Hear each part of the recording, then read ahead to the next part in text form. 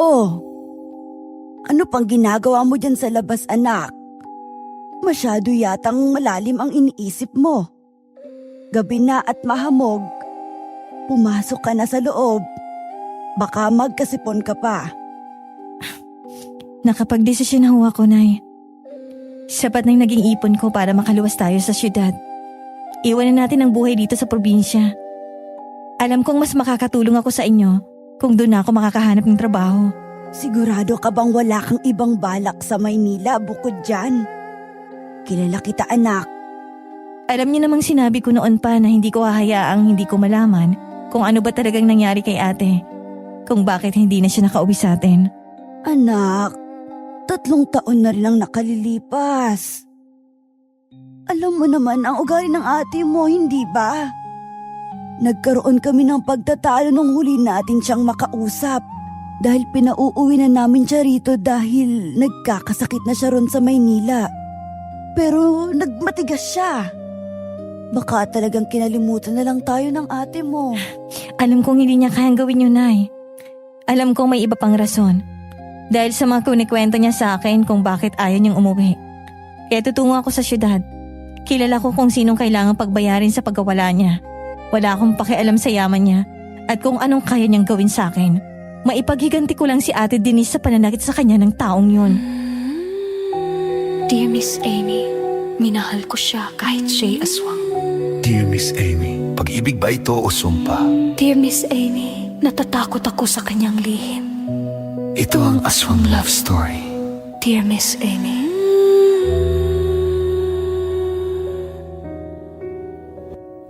Naniniwala ka bang may mga aswang na rin sa syudad? Paano kung ang inakala mong isang kalaban ay isa rin palang biktima ng panlilinlang at kasamaan? Hihingi ka ba ng tawad dahil sa mga bagay na ginawa mo? O maninindigan ka sa isinisigaw ng isip mo na masama pa rin siya dahil isa siyang aswang? Kung may kasagutan ka, paki-comment naman po sa ibaba at magbabasa ako. Kung gusto niyong malaman kung anong nangyari matapos mamuo ang tensyon sa pagitan namin ni Nanay, pakinggan niyo ang kwentong ito hanggang dulo. Tiyak na bukod sa magugulat kayo sa mga magiging revelasyon, ay maaaring kapulutan niyo rin ito ng aral. Magandang araw, Miss Amy, at sa lahat ng mga nakikinig dito sa ating pinakabagong channel. Itago niyo na lang po ako sa pangalang Daniela. At nangyari po ito, 15 taon na rin ang nakakalipas. 25 anyos ako nung mga panahong yon. Nagtrabaho ang aking ate Denise sa Maynila bilang sekretarya sa isang malaking kumpanya. Dahil 2 lang kami magkapatid, sa akin siya madalas magsabi ng mga sikreto niya. May gusto siya sa kanyang boss, pero hindi raw siya nito pinapansin at masyadong abala sa trabaho. Hanggang isang gabing overtime sila sa daming kailangang asikasuhin. Naiwan silang 2 magkasama. At sa hindi malamang dahilan, naging mapusok ang boss niya sa kanya at may nangyari sa kanilang 2. Akala niya raw, doon na magsisimula ang lahat. Pero nang sumunod na araw, tila parang wala lang daw nangyari kung umakto ang boss niya. Kalaunan, nabuntis siya. Sinabi niya yon pero tinawag siyang baliw nito. Pagkatapos nun, wala na ako narinig kay ate at hindi ko na alam kung anong nangyari sa kanya. Kaya naman ipinangako ko sa sarili ko na ipaghihiganti ko siya sa lalaking nanakit sa kanya. Kahit ano pang estado nito sa buhay. At doon, sa puso kong sinilaban ko ng galit at kagustuhang makapaghiganti. Hindi ko alam na inilagay ko na rin pala sa alanganin ng sarili kong buhay dahil sa mga bagay na matutuklasan ko.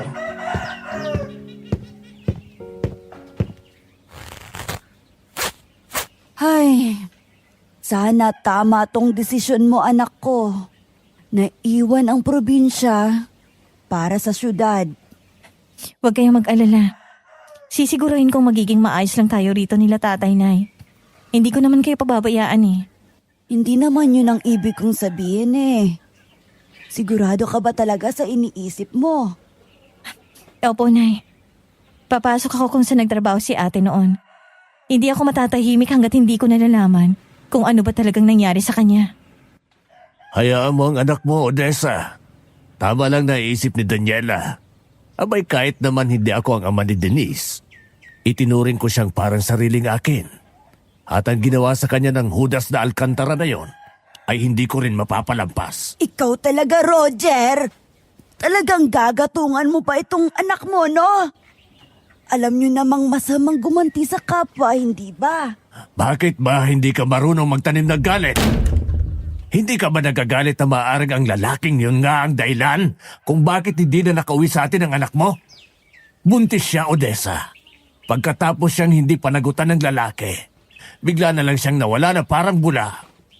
Hindi mo ba ganon kamahal si Denise at parang ayos lang sa'yo ang nangyari sa kanya? Hindi yun ang punto ko. Ang gusto kong ipaunawa sa inyong mag-ama, bakit hindi na lang natin ipaubaya sa pulis? Magreklamo tayo para maimbestigahan nila.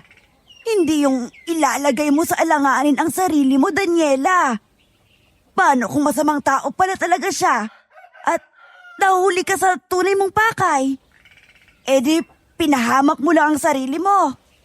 Doon tayo sa mas tamang paraan.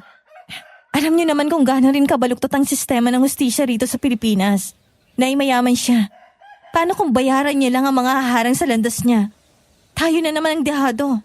Hay nako, hindi ko na rin alam sa iyo, anak ko. Hindi ka na rin talaga marunong makinig sa akin. Magkaugali talaga kayo ng ate mo na gustong palagi kayo ang nasusunod. Kumalma ka, Odessa. Matalino itong anak natin. Sigurado akong alam niya na ang gagawin niya bago siya sumugod doon. Tama ba ako, anak? Opo, tay. Pinagplanuhan ko na po lahat. Basta ako, nagtitiwala akong kakayanin mo. Gawin mo ang lahat para malaman kung ano ba talagang nangyari sa ate Denise mo. Nanahimik si nanay.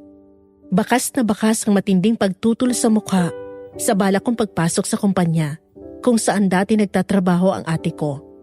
Pero nung mga oras na yon, desidido talaga ako sa gusto kong gawin, Miss Amy.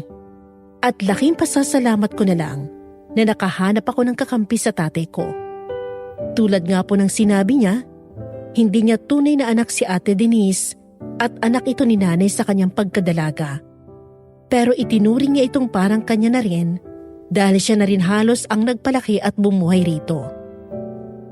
Magkaiba kami ng apelyidong gamit ni ate.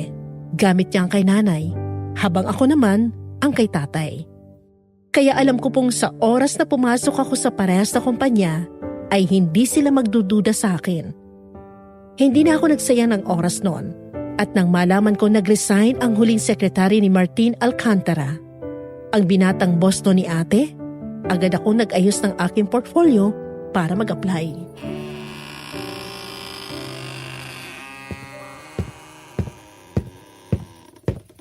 Talaga bang hindi ka na magpapapigil, anak ko? Nay, isipin niyo na lang na kaya ko to ginagawa. Ay para kay ate rin. Hindi niyo kailangan mag-alala para sa akin. Kayang-kaya ko ang sarili ko, okay? Binabagabag kasi ako ng isip ko, anak. Paano kung sa gagawin mo niyan, ikaw naman ang susunod na mawala sa amin? Hindi ko po hayaang mangyari yun sa akin. Pinalaki niyo akong matapang at hindi ko hayaang lapastanganin ako ng kahit sino sa mundong ito. Kahit hindi tayo mayaman. Aalamin ko lang kung ano ba talaga nangyari kay ate. Kung buhay pa ba siya o nagtatago lang. Kapag wala talaga akong nalaman, pinapangako kong aalis na rin ako doon at babalik tayo sa probinsya kung yun ang gusto niyo. Pangako mo yan, ha? Sana nga, kung sakali man ay meron ka talagang malaman, at kung ano man yon, hayaan mo ng otoridad ang kumilos para sa ate mo. Opo, Nay. Oh, alam ko ang mga ganyang itsura, anak. Please lang, makinig ka sa akin.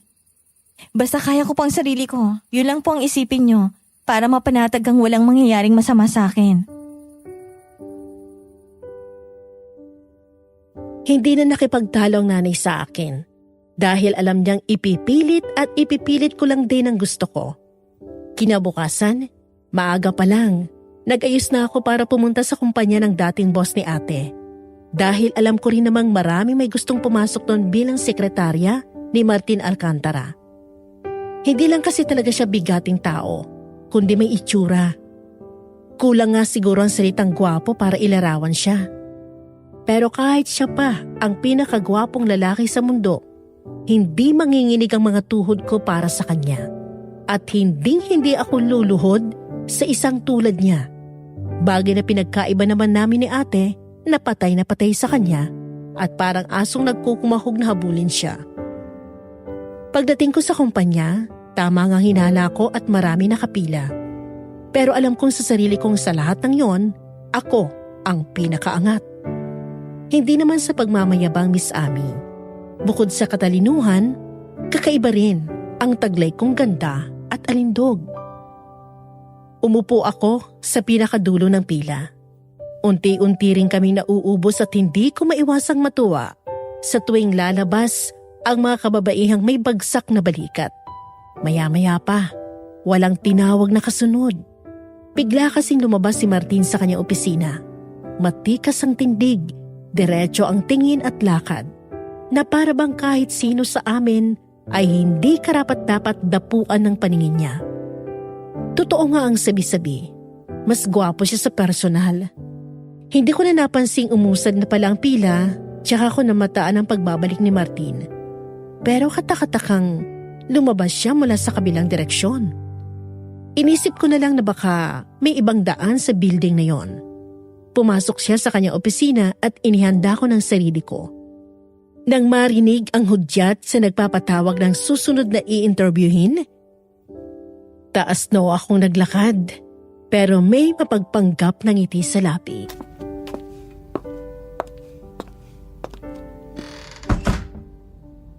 Good morning, sir. Good morning, Miss Daniela Sandoval. Please give me a minute to scan your resume and portfolio. Sure, sir. Bakit hindi ka pa umupo? I'm not going to occupy the seat. Unless you say so, sir. Yeah, right. You're incredibly different from the other applicants. I'll take that as a compliment. You should. Anyway, have a seat while I'm reading this. Thank you and take your time, Sir Alcantara. So, galing ka sa probinsya? Anong naisip mo at bakit sumubok ka rito sa Maynila? Naniniwala kasi akong mas marami at mas malaki ang oportunidad dito sa probinsya. Well, tama ka naman. But what makes you think that our company will accept someone like you who came from the province and doesn't have any experience working in the corporate world? Malaking company itong pinapasok mo. Anong advantage mo sa iba na marami nang napatunayan dito sa syudad? Ang masasabi kong advantage ko sa iba, gutom ako. Hindi lang sa trabaho kundi sa growth at matagalang pag-unlad. Sanay po akong mag-umpisa sa baba at unti-unting buuhin ang sarili ko. Kaya hindi po ako natatakot sa matinding pressure or expectations. Marami pong mas may pangalan, mas may koneksyon, at mas sanay na sa corporate world dito sa Maynila. Pero kakonti lang ang handang magtrabaho na para bang bawat araw ay may patunay na may kailangan silang ibigay. Ako rin, Daniela. Gutom ako sa mga tulad mo. So, ano pa? Bukod sa kagutuman mo, ano pa? That's my mindset. Kapag binigyan niyo ako ng responsibility, sisiguraduhin kong aaralin ko. Hindi ako umaasa kahit kanino. Umaasa ako sa consistency, sa disiplina, at sa kakayahang matuto ng mabilis. At kung may isang bagay pa akong maipapangako, sir, yun ay ang hindi ko sasayangin ang pagkakataong ibibigay niyo. Dahil para sa akin, hindi lang to basta trabaho. Ito po ang pinaghirapan kong marating. You're witty, Daniela. At bukod doon, bukod sa pagiging matalino mo, you're pretty. No. Hindi yata sapat ang pretty para lang masabi kung gaano kakaganda. Your face can be your weapon. I know, sir. You know? You know what? That my face can be my advantage to everyone. I like women like you, Daniela. Bold and eloquent. Thank you again, sir. Alam mo, you remind me of someone. Po? Sino po? Someone special. But she's gone now. Hindi ko lang mapigilang maalala siya kasi parehas kayo ng mga mata. Looking at your eyes, parang nakatingin din ako sa mga mata niya noon. I don't know what to say about that, sir. You don't need to say anything. Anyway, I think I found the one who fits the position. Nakikita kong mas kaya mong gawin ang iaatang kong trabaho sa'yo kaysa sa ibang nandito. Kaya, Miss Sandoval, you're hired. You can start tomorrow. Thank you, Sir Alcantara. You won't regret hiring me as your secretary. I do my best to make your job easier. It is my pleasure to be with someone who's brave and smart enough here in my company. Bonus na lang ang ganda, pero nakikita kong magaling ka. So I'll expect you tomorrow at 8 in the morning. If I'm not here yet, do the responsibility to make me a black coffee with no sugar. That's all. You can finally leave. Thank you.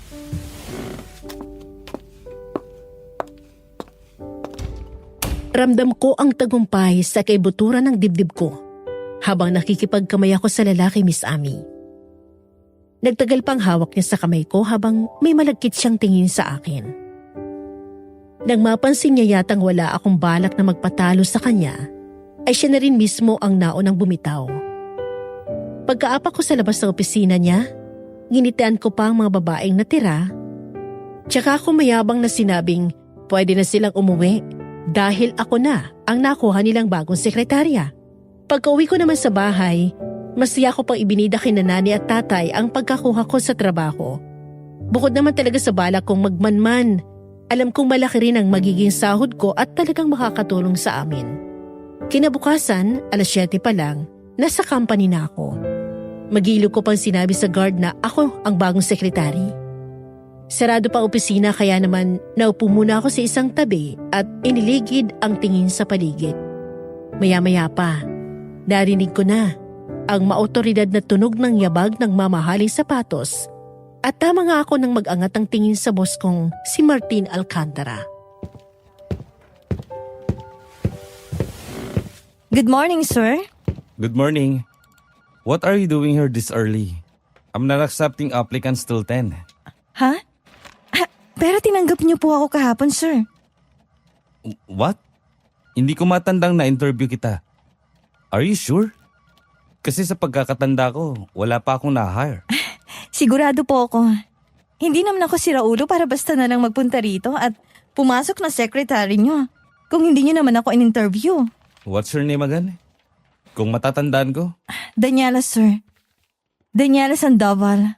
I had an applicant yesterday who has the same surname as you. But her name is Nika, not Daniela. Kung natatandaan niyo po yung in-interview niyo pagbalik niyo, matapos yung lumabas ng mga bandang 10:00, ako po yun. You hired me. Pinaalis ko pa nga po yung ibang nakapili. You did that? Kaya ba nawalang ibang aplikante dahil sa'yo? I knew it. Sige, since nandito ka na lang din naman at kiniklaim mo nang na-hire ka na kahapon, sige. Ikaw na ang magiging bagong sekretarya ko. Pinagtitiripan niyo ba ako, sir? Tinanggap niyo naman talaga ako kahapon. Oo na. I was just confused. Siguro nakalimutan ko lang sa dami ng ginagawa ko. Iniwan mo naman siguro yung portfolio mo, di ba? I'll scan that again. Now, ang una mong gagawin ay... Ipagtimpla ka ng black coffee na walang asukal. Yes. At pagkatapos, lahat ng darating na aplikante, pauwiin mo na. Dahil nandito ka na. Understood? Yes, sir. I will get your coffee first. Naguguluhan ako nung mga sandaling yon, Miss Amy. Sa itsura ni Martin, parang hindi niya talaga ako natatandaan. At napansin ko rin kung paanong parang iba ang dating ng pananalita niya kaysa nung una ko siya makausap. Gayunpaman, hindi ko na lang yun lubos na inintindi. Nagsimula akong ipagtimpla siya ng kape habang may mga bagay na tumatakbo sa isip ko. Ang sabi niya, pwede ko raw maging santata ang kagandahan ko. Kaya yun mismo ang gagamitin ko laban sa kanya. Para mahulog siya sa patibong ko. Kukunin ko ang loob niya nang sa gayon, hindi siya magduda sa akin at magkakaroon ako ng pagkakataong mapasok ang mas personal niyang buhay kaysa trabaho. Alam kong kapag nagawa ko yon, mas mataas ang tsansang malaman ko ang nangyari sa ate Denise ko.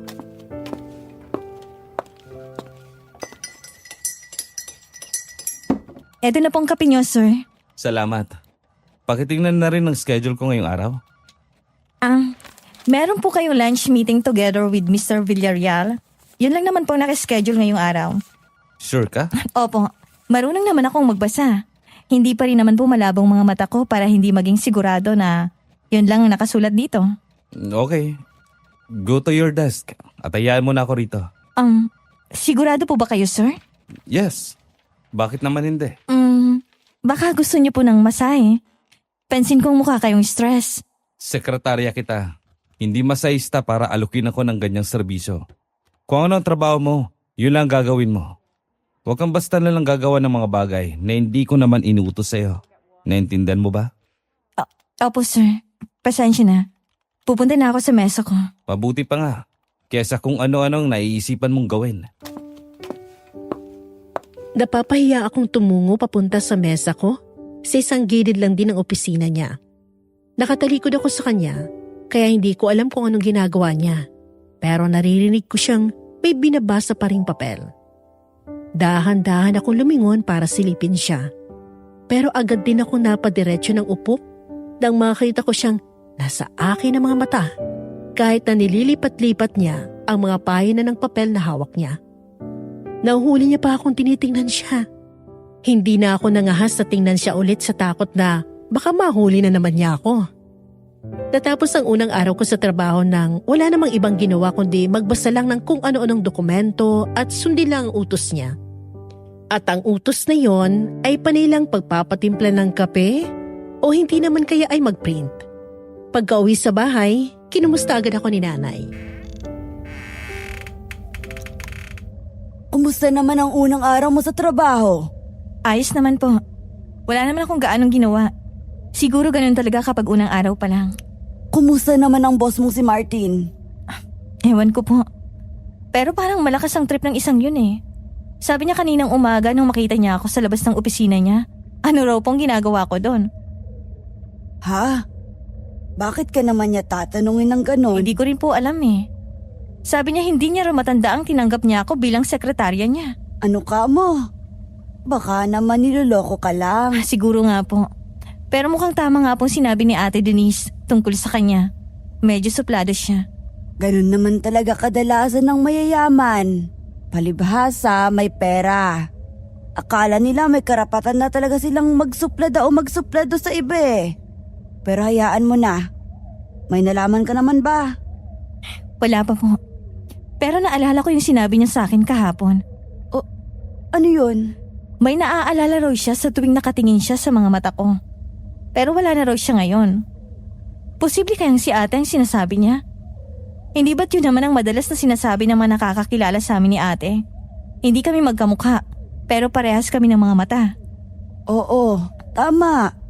Dahil namanan niyo ang mga mata ko.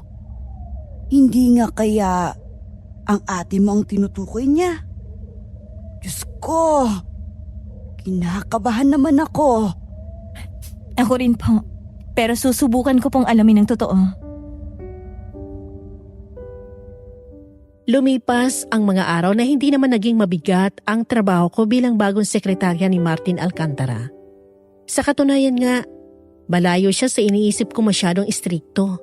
Pero hindi naman pala. Yun nga lang, medyo hirap akong gawin ang mga plano ko dahil masyado siyang mailap.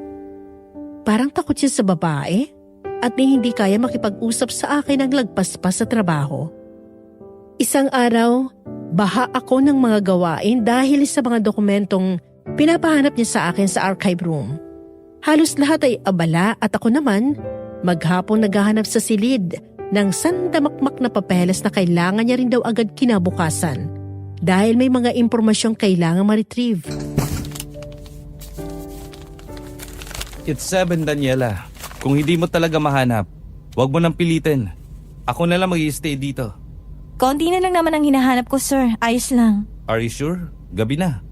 Baka gusto mo nang umuwi. Ayos lang po ako. Hahanapin ko lahat ng kailangan mo. Okay. Kung kailangan mo ng tulong kuhanin ng mga nasa taas na kahon, nandito lang naman ako sa labas. Tawagin mo na lang ako. At may mga hinahanap pa rin ako rito. Sige po, sir. Salamat. Hindi ko naman talaga gustong mag-overtime, Miss Amy. Pero kinuha ako ang pagkakataong yon para makahanap sa mga papeles ng mga dokumentong may kinalaman sa ate ko. Kahit na parang medyo malabo ang ginagawa ko. Sadyang mataas ang pag-asa ko eh. Lumipas pa ang oras, pag-aalas 9 na noon. Nakaramdam ako bigla ng lamig at bahagyang napatigil nang may kumalabog sa bintana kung saan kitang-kita ang liwanag ng syudad. Nakalimutan ko pala itong isara kanina. Sa gabi lang maganda rito. Kapag ganito kagandang mga ilaw, buhay na buhay kahit gabi na. Nasaan ka na kaya, ate? Sana mali lahat ng iniisip ko. Sana nga nagpakalayo-layo ka na lang. Sana okay lang kayo ng baby mo. Kung sakaling buhay ka pa nga talaga. Bigyan mo naman ako ng sign. Hirap mong hanapin eh. Matapos kong magsenti sa harap ng bintana, bumalik na ako sa pagkalkal ng mga dokumento. Inuubo na ako sa kapal ng alikabok ng mga yon, pero itinuloy ko pa rin. Hanggang sa maya-maya pa, nawalan bigla ng kuryente. Napahinto ako sa ginagawa at agad na kumapit sa isang stante bilang suporta sa paglalakad palapit sa pinto. Naramdaman kong may mabilis sa dumaan sa gilid ko, pero hindi ko nagawang makita dahil sa dilim. Agad akong tumakbo kasi medyo kinakabahan ako sa nangyayari. Sinubukan kong ipihit ang siradora, pero hindi yun bumukas, dahilan para mas tumigdi ang kaba ko. Parang may mas malakas na puwersang nasa kabilang pinto para hindi ako makalabas.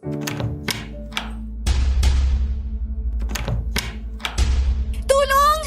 Sir Martin! Ano ba? May tao ba dyan sa labas? Palabasin niyo ako rito! Ang dilim-dilim!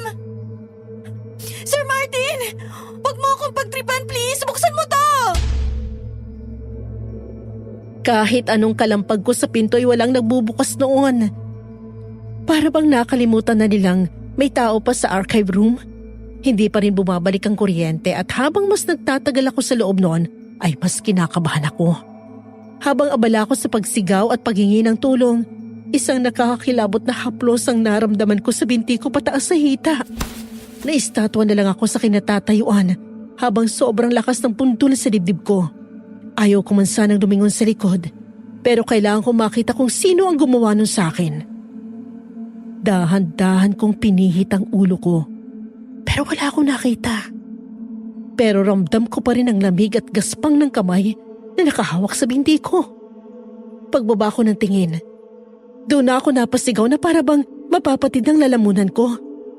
Isang nilalang nakaupo at nakatingala sa akin, walang ilaw.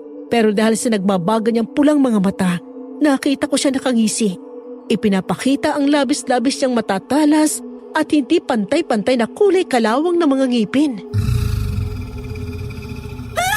Maligno! Aswang! Demonyo! Tulong! Sir Martin, may halimaw! Tulungan niyo ako! Parang awa niyo na! May tao pa ba rito? Daniela!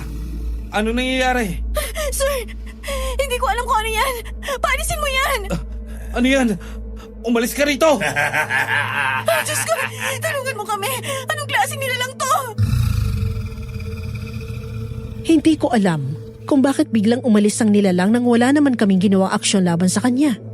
Mabilis siyang tumakbo at dumaluhong sa nakasarang bintana. Dahilan para mabasag yon. Tumalon siya habang kami naman ni Martin sumunod para tingnan siya. Pero wala kami nakitang nilalang na nalaglag at nagulat na lang kami nang makarinig ng mga kaluskos sa itaas. Sa sobrang takot na nakita at ginawa sa akin ang katakot-takot na nilalang na yon, napayakap na lang ako bigla sa boss ko. Ano yun, sir? Bakit may ganun dito? Akala ko sa probinsya lang may ganun. Sorry, Daniela. Nakalimutan ko nandito ka. May nangyayari kasing komosyon sa labas bago nawala ng kuryente. May power naman sa ibang building. Bakit dito lang sa atin wala? Nakatanggap ako ng report na may nananadyang patayin ng kuryente natin dito. Pinatitingnan ko na. Also, magpapaikot ako ng mga tauhan dito. Baka nandito pang nilalang na yon. Mahirap na. At baka makapambiktima pa. Bakit mo naman kinalimutan na nandito ako? Ang dilim-dilim. Kaya siguro kumalabog ang bintana kasi pumasok yun nang hindi ko napapansin. You're safe now. Kumalma ka na. Hindi ko sinasadyang iwan ka rito. Mabuti nga't naalala pa kita kung hindi. Malamang patay na ako. Hindi ko nahayaang mangyari pa ulit yun. Ang alin? Ang ibig kong sabihin, ito. Hindi ko na ulit hayaang mangyari pa to. Gusto ko nang umuwi. Halika na. Lumabas na tayo. Bukas na lang natin to ituloy. Bakit ba hindi pa rin bumabalik ang kuryente? Wala ba kayong emergency lights dito? Inaayos na. Sakto naman paglabas namin ng silid na yon. Bumalik na ang liwanag ng paligid. Medyo sumakit pang mata ko. Pero ang unang sumalubong sa akin ay ang mukha ni Martin na mukhang labis ang pag-aalala. Hindi ko na lang yon pinansin at kinuha ko ng mga gamit ko. Hindi na rin ako nakipagtalo nang mag-alok siyang ihatid na ako pauwi. Dahil sa totoo lang po, Miss Amy, pagod at nawalan ako ng gana dahil sa nangyari. Nagpasalamat pa rin naman ako nang maihatid niya ako hanggang sa bahay. Nadatnan ko naman ang nanay at tatay kong alalang naghihintay sa akin sa tapat ng pinto. Oh, anak. Hindi ka nagsabing gagabihin ka ng uwi. Pasensya na, Nay. Marami kasing ginawa sa opisina ngayon. Kumain ka na ba? Ipaghahain kita. Hindi na po. Pagod ako. Gusto ko na magpahinga. Bukas na lang ako babawi ng kain. Pero bago po ako pumasok sa kwarto, may tanong po sana ako. Ano yun, anak? Posible bang may mga aswang na rin dito sa Maynila? Ano? Bakit mo naman natanong ang bagay na yan? Imposibleng makarating ang mga tulad nila rito dahil mahihirapan silang mamuhay ng normal. Di gaya sa probinsya. Pero hindi pa rin imposible, Odessa. Naniniwala naman akong kahit saan dito sa Pilipinas may aswang. Bakit mo nga ba natanong yan, anak? Kanina po kasi, habang nasa archive room ako, may nilalang na bigla na lang sumulpot sa likod ko. Hanggang ngayon nga, ramdam ko pa rin yung malamig niyang kamay sa hita ko. Tapos pulang-pula yung mata niya. Sobrang talas din ng mga ngipin. Buti hindi ako nasakmal. Sigurado ka ba dyan, anak? Anong ginawa mo para mapaalis?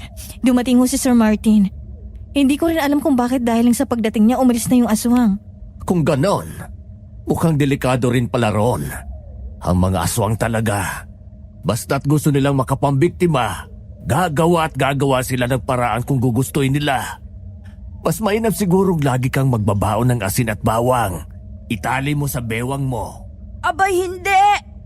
Mas makakabuti kung umalis na siya ron ngayon. Huwag ka nang bumalik doon, ha? Mag-resign ka na. Nay, hindi pwede. Hindi ko pa nagagawa ang plano ko. Kailangan kong akitin si Martin. Kailangan kong mapasok ang personal niyang buhay sa labas ng trabaho. Malakas ang kutob kong sa ganong paraan. Malalaman ko kung ano ba talagang nangyari kay ate at bigla siyang nawala. Talaga bang ganyan mo kagustong ipahamak ang sarili mo, ha? Hindi ho aswang ang makakapigil sa aking malaman ng totoong nangyari sa ate ko. Papasok na ako sa kwarto. Pagod na ako masyado para makipagtalo pa. Bukas na lang po tayo ulit mag-usap. Hindi ko na hinintay pang may masabi sa akin si nanay. Tinuloy ko ang planong kuhanin ang loob ni Martin kahit na parang nakikipaglaro ako sa apoy. Wala akong pakialam kahit na ramdam kong wala siyang pakialam sa kahit na anong pagpapakita ko ng motibo. Malayong malayo sa ugali ng Martin na una ko nakausap na sinabi kong gaano ko kaganda. Hanggang sa naisip ko na kung hindi ko siya madaan sa ganda, dadaanin ko na lang siya sa pag-aalala at pagmamalasakit.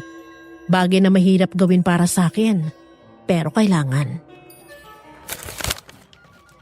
Hindi pa po ba kayo kakain, sir? Tanghali na. Baka malipasan na kayo ng gutom. No, I'll skip lunch. Marami akong ginagawa. Yan nga pong masama eh. Marami kayong ginagawa tapos hindi pa kayo kakain. Baka isang araw, bumalik na lang yan sa inyo. Sobra-sobra kayong magtrabaho para sa pera. Tapos pinapabayaan yung sarili nyo. Para nyong papatayin ang sarili nyo yan. Alam ko ang ginagawa ko, Miss Sandoval. Hindi naman siguro kaagad ako mamamatay kung hindi ako kakain ngayong tanghali. Kumain na lang po kayo kahit konti. Malamnan lang ang tiyan nyo. Nagluto po ako kaninang umaga nitong adobo, baon ko. Dinagdagan ko na para ma-share ko rin sa inyo. Niluto mo yan? Yes, sir. Bumangon ako ng maaga kanina para dito. Marami din akong dinalang kanin in case na makisalo kayo sa akin. Mukhang masarap. Bigla akong nagutom sa bango. Sige, hindi rin naman aalis ang trabaho ko. Exactly. Kaya pwede niyong balikan pagkatapos. Itabi niyo na lang muna yung mga nasa mesa niyo. Ipagsasando ko na lang kayo. Bigyan mo lang ako ng sapat lang. Hindi ako masyadong kumakain ng marami kapag wala ako sa bahay. Bakit naman po? Masanay akong kumain ng pagkaing bahay. Ganun po ba? Kung sa bagay, ako rin naman. Mas gusto kong kainin ang luto ng nanay ko. Wala na akong nanay. Matagal nang patay. Sorry po. Akala ko lang. It's okay. Ayokong pinag-uusapan ng personal kong buhay. Kumain na lang tayo. Nang makabalik na kaagad tayo sa trabaho. Opo. Sorry po ulit. Hindi ko na alam kung ano pang gagawin ko para maging bukas sa akin si Martin. Sa isang buwan ko roon, wala akong nahita kahit na isa o maliit mang impormasyong makakapagsabi sa akin kung nasaan ang ate ko. Hindi ko mawari kung meron ba talaga akong mapapala sa pagtatrabaho ko ron, pero pinilit ko pa rin ang sarili ko. Sinubukan ko pang ilapit ang sarili ko sa kanya. Minsan, nagkikwento na ako sa kanya ng kung ano-ano tungkol sa buhay ko, sa paghasang siya rin ay magagawa yun sa akin. Nagsuot na rin ako ng ubod ng sexy na damit para tingnan kung maaakit siya. Pero sinita niya lang ako dahil labag daw yun sa dress code. Next time, huwag ka magsusuot ng ganyang klase ng damit. You're getting too much attention. Po? Nakita kong pinagtitinginan ka kanina ng mga lalaki habang naglalakad tayo sa hallway. Nadidistract ako. Lahat ng mga damit mong ganyan ng estilo, huwag mo nang subukang suotin. Opo sir. Pasensya na po. Ano bang baon mo ngayon? Kalderetang baboy po. Luto ng nanay ko. Pwede ko bang tikman? Nasarapan ako sa luto mong adobo nung nakaraan eh. I thought, ikaw ulit ang nagluto ng ulam mo ngayon. Okay lang sir. Marami naman to. Tsaka mas masarap magluto ang nanay ko kesa sa akin. Is that so? O sige, mabuting kumain muna tayo bago tayo tumulak paalis papuntang site ng bago kong tinatayo ang negosyo. Sige po. Kumuha na lang kayo rito. Hindi mo ba ako ipagsasando? Ay, oo nga po pala. Sige, ako na po. Tila ibang Martin ang kasama ko ng mga oras na yon. Yun kasi ang unang beses na parang hindi siya astang boss, kundi isang normal na katrabaho lang ding nanghihingi ng ulam sa kasama. Tahimik siyang kumain. Hanggang sa halos pamulhan ako ng mukha sa sinabi niyang mas masarap daw ang luto ko kaysa kay nanay. Pagkatapos naming kumain, tumulak na kami paalis. Parehas kami nakaupo sa backseat habang nagmamaneho si Mang Romeo, ang driver ni Martin. Siya nga pala, sir. Wala po ba talaga kayong nararamdamang kakaiba sa bahay niyo? Hindi ko alam kung may nakapagsabi na ba nito sa inyo. Pero nung nakaraang gabi kasi, may kakaiba akong nakita. Ano ho yun, Mang Romeo? Wala naman akong nararamdaman. Kasi, di ba minsan, may mga pagkakataong hindi talaga ako makakatulog kaya mag-isa akong umiinom eh. Nasa likod ako ng bahay noon. Medyo lasing na pero alam ko pa naman ang ginagawa ko tsaka yung nangyayari sa paligid. May narinig kasi akong malakas na kalabog. Galing doon sa labahan. Kaya pinuntahan ko. Tapos Maniwala kayo, sir. Hindi pa talaga ako lasing kaya alam ko kung anong nakita ko. May aswang na nakasabit sa bintana. Doon mismo sa tapat ng kwarto ni Sir Manuel. Nung tinawag ko, biglang tumalong sa harap ko. dala na lang po yan ng kalasingan nyo. Wala namang sinasabi sa akin ng papa tungkol dyan. Hindi, sir.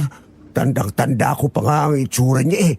Hindi ko akalain makakakita ko noon sa tanang buhay ko. Akala ko alamat lang sila galing probinsya. Pero pula ang mata. Mabalahibong kulay itim. Sobrang haba ng kuko tapos ganun din yung mga ngipin.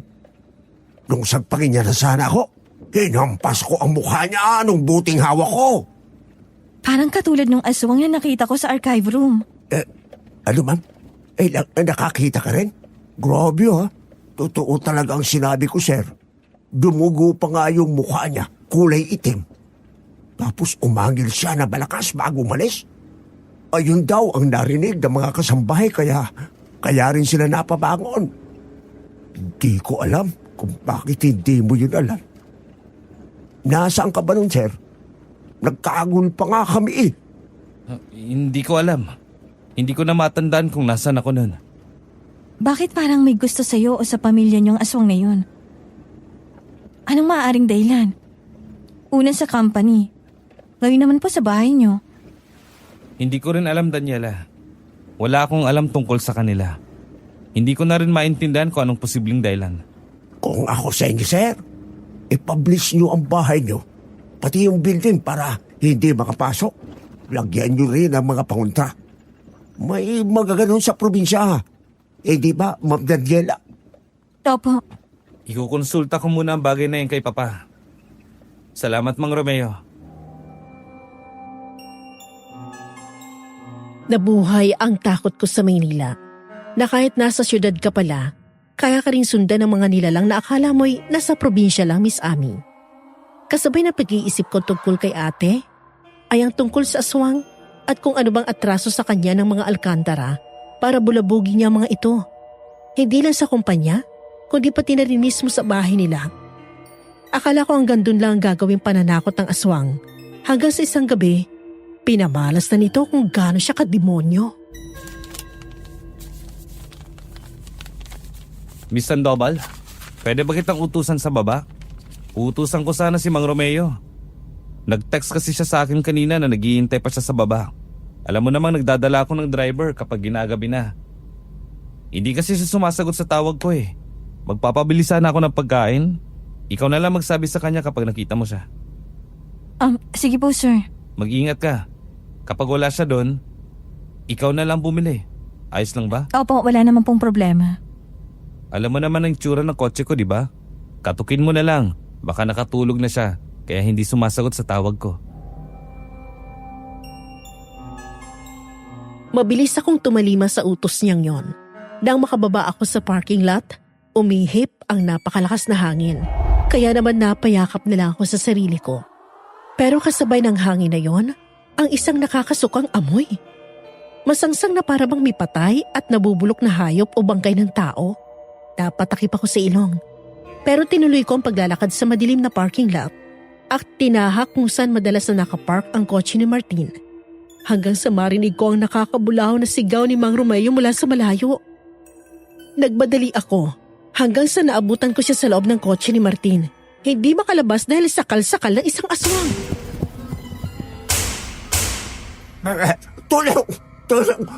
Tulungan niyo ko! Mang Romeo! Buksan niyo ang pinto, bilis! Hindi ako makagalaw. Tulong, ma'am. Ma'am Daniela! Hindi ko mabuksan ang pinto ng sasakyan! Kitang-kita ko kung paanong walang kalaban-laban na sinasakal ng isang aswang si Mang Romeo. Halos mawala na ng kulay ang mukha niya at hindi na siya makahinga. Hinubad ko ang takong ko para basagin ang bintana ng kotse. Hindi ko na inisip na masusugatan siya sa pagtalasik ng mga basag na salamin basta't mailigtas ko siya. Pero nang nagawa ko na ipasok ang kamay ko para mabuksan ang pinto at mapaalis ang aswang, sinakbal ito ang laig ng kaawa-awang driver. At nakita ko kung paanong napunit ang laman niya mula roon.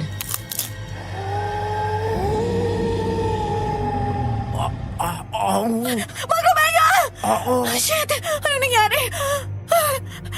Oh, shit! Mang Romeo, I'm sorry! I'm sorry, hindi kita nailigtas! Bakit walang ibang sumaklolo? Mga ibang tao rito!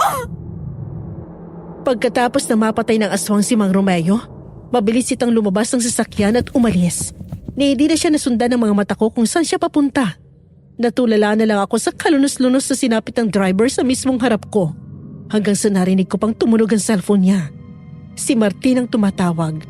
Kaya naman kahit nanginginig, sinikap ko yung abutin mula sa loob para sagutin.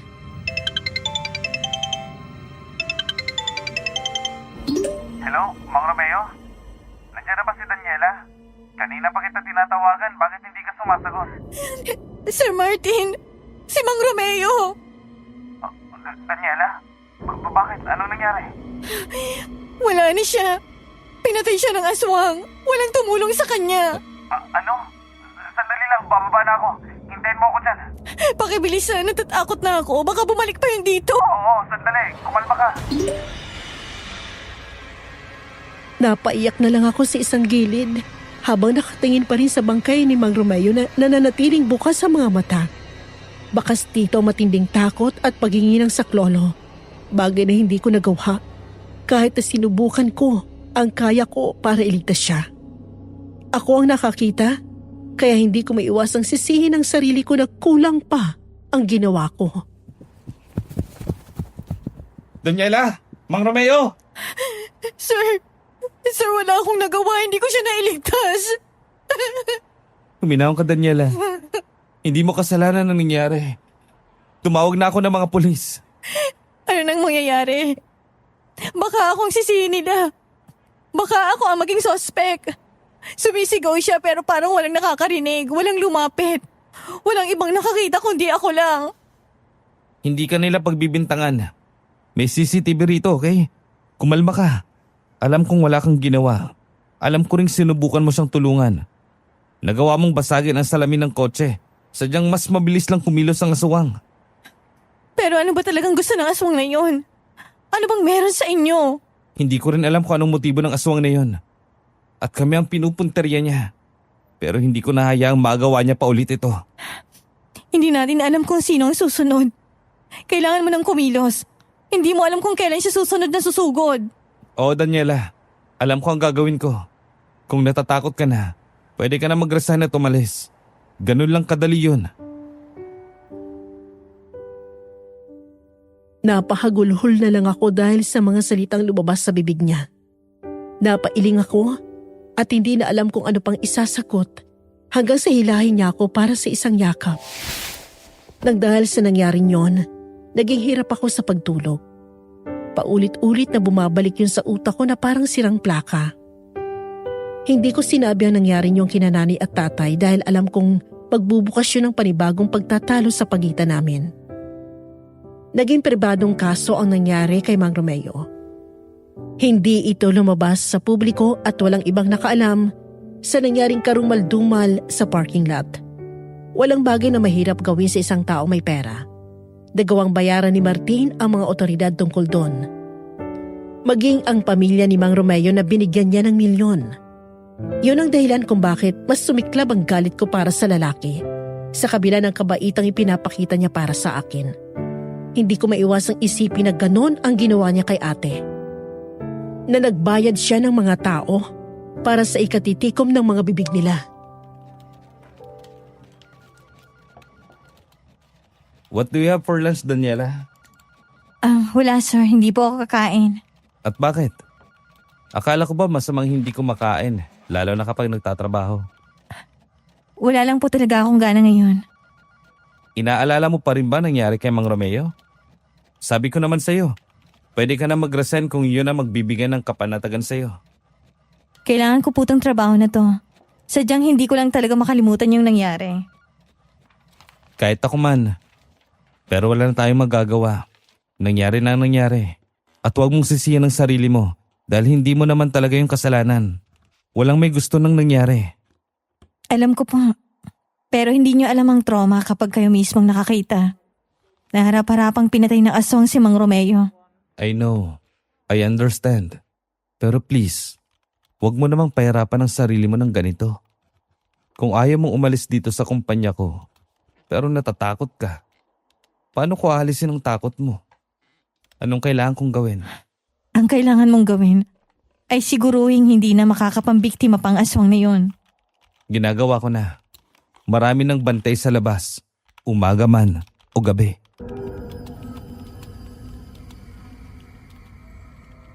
Simula nung araw na yon, naramdaman ko ang unti-unting pagbabago sa pakikitungo ni Martin sa akin. Hindi ko itatanggi na sa kabila ng takot ko sa kanya, dahil sa hinalang siya ang dahilan sa pagkawala ng ate ko, ay tila may pinto ng pag-asa na bumubukas para mas mapalapit ako sa kanya. Pero ang bawat titig niya ay pinupuno rin ako ng pangamba. Lalo na't sariwa pa sa isip ko ang aswang na yon. Isang gabi, muli akong ginabi sa trabaho dahil sa tampak na papeles. Habang naglalakad ako sa madilim na kanto pa uwi sa amin, bawat kaluskos ng tuyong dahon ay tila isang babala.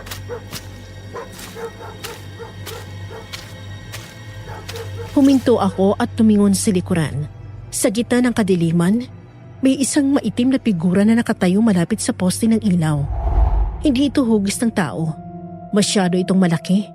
At tila may mga balahibong gumagalaw kahit walang hangin. Kumaripas ako ng takbo. Hindi na alintanang sakit ng mga paa ko. Ngunit bago pa ako makarating sa mismong iskinita papasok, daramdaman ko may mabilis na dumaan sa likuran ko. Isang malamig na hangin ang humampas sa aking batok na sinuntan ng isang mahinang bulong na tila galing sa ilalim ng lupa sa mismong tenga ko. Ikaw na ang susunod, Daniela. Sino ka? Lumabas ka! Bigla kong naramdaman ang isang kamay na humawak sa aking kanang kamay. Mahigpit ang kapit ito, magaspang at kasing lamig ng yelo. Pero nang tingnan ko, wala ako ibang nakita roon kundi ang bakas ng mga itim na daliri. Tandang meron talagang kumapit sa akin. Sa gitna ng aking pagpapanik, biglang bumukas ang aming bahay at tumabas si tatay. Doon palang bumitaw ang hindi nakikitang puwersa at muling tumahimik ang paligid. Kinabukasan, hirap akong idilat ang mga mata ko dahil sa bigat ng aking pakiramdam. Nang dahan-dahan kong iangat ang aking kumot, muntik na ako mapasigaw sa takot. Ang aking braso, puno ng mga kakaibang marka. Mahahabang kalmot na tila gawa ng matatalas na kuko at mga pasang kulay ube na tila ba may humawak sa akin nang napakahigpit habang natutulog ako. Katakatakang hindi ito masakit, pero ramdam ko ang matinding panghihina na tila ba may humigop ng lahat ng lakas sa aking katawan. Ay, Diyos ko, Daniela! Anong nangyari sa mga braso mo? Saan galing yung mga pasa mo? Tsaka, tingnan mo! May kalmot ka, oh! Hindi ko rin alam, Nay. Nagising na lang po ako na ganito ng itsura ko. Ano? Pwede ba yung sinasabi mo? Hindi ka papasok ngayon. Mukha ka ring matamlay at namumutla ka. Ipatitingin kita sa albularyo at baka merong may kursunada sa iyong hindi makitang nilalang.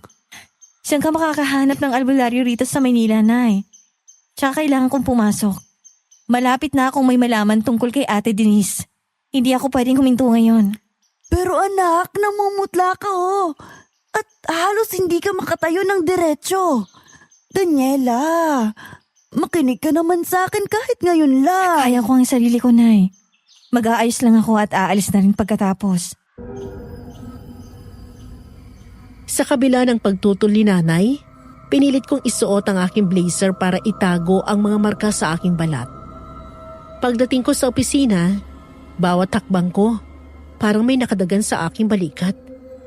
Nang pumasok ako sa loob, agad akong sinalubong ng mapanuring tingin ng aking boss. Daniela, are you okay? Bakit ganyan ang itsura mo? Mukha kang matamlay at may dinaramdam. Ayos lang po ako, sir. Marami lang po sigurong iniisip kaya hindi masyadong nakatulog. Matamlay kasi puyat. Hindi ka maayos. Namumutla ka. At parang wala ka sa sarili mo. Gusto mo bang ihatid na kita pa uwi para makapagpahinga ka na? Sabi ko po kaya ko.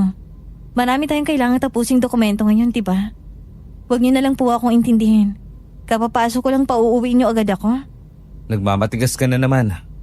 Mukha kang mawawalan ng malay anumang oras oh. Hindi ko naman babawasan ang sahod mo kung uuwi ka na. Mas maigi magpahinga ka kaysa pilitin ang sarili mo. Hindi po ako hihimatiin. Magtitimpla lang ako ng kape at magiging okay na rin ako pagkatapos nito. Ayoko umuwi. Hindi niyo ako mapipilit. Tinalikuran ko siya para hindi niya mahalata ang panginginig ng aking mga kamay habang hawak ang baso. Sa bawat segundong lumilipas, mas lalong bumibigat ang pakiramdam ko. At tila may mga matang nakatingin sa akin mula sa kung saan. Napansin kong muli ang kanyang mapanuring tingin. Tila binabasa ang bawat kilos ko. Kaya agad ako nag-iwas ng tingin at nagkunwaring abala sa mga papel sa aking mesa. Sa huli, wala na rin siyang nagawa. Kahit halatang ayaw niya akong utusan nung araw na yon, napilitan siyang may ipaabot sa akin dahil hindi niya maalis ang mata niya sa laptop niya. Daniela, may mga lumang folder pa dun sa desk na nasa sulok. Kunin mo ang mga records dun. Kailangan kong listahan ng mga dating empleyado. Mula 3 taon nang nakakalipas. Opo sir, sandali lang po. Makikita mo naman ang date sa ibabaw. Ano to? Teka, kay ate to Ako nagbigay nito sa kanya. Nang buksan ko ang drawer sa pinakailalim, napatigil ako. Sa gitna ng mga nagliliparang alikabok at lumang dokumento, may isang bagay na kuminang. Dahan-dahan kong kinuha ang isang silver na bracelet. Kilalang kilala ko yon, Miss Amy. Yun ang bracelet na iniregalo ko kay Ate Denise bago siya lumuwas ng Maynila.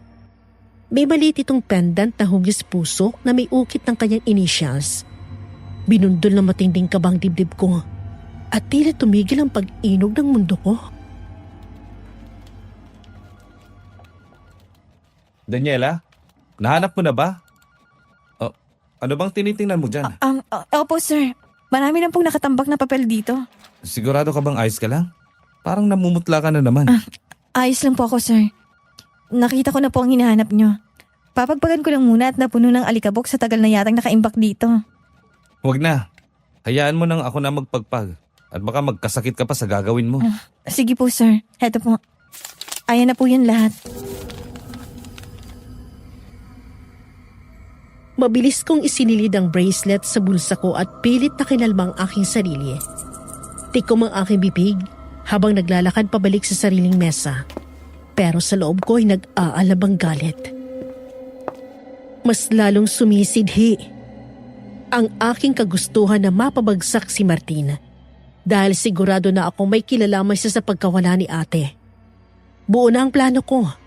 Gagamitin ko ang bawat hibla ng aking ganda at bawat tamis ng aking salita para mapaibig si Martin. Paaamuhin ko ang halimaw. Kukunin ang lahat ng impormasyon. At kapag nakakuha ko ng tiwala niya, dahan-dahan ko siyang uubusin hanggang sa wala nang matira sa kanyang kapangyarihan. Yun ang kabayaran sa buhay ni Ate Denise.